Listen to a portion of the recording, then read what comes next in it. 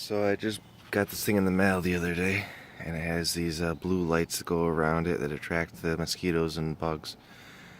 And then it has a little fan that very gently just sucks them down into this little cage, where it dries them out and it mostly kills them after a little bit. Let's see how well it works. So I left it running for one night. Let's see how it works.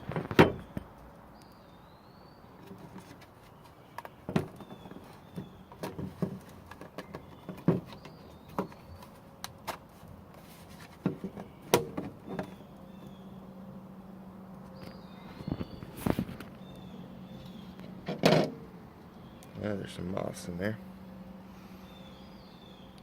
There's quite a bit of bugs there. And they're attacking me now. So, it did get a lot of mosquitoes and moths. That was one night.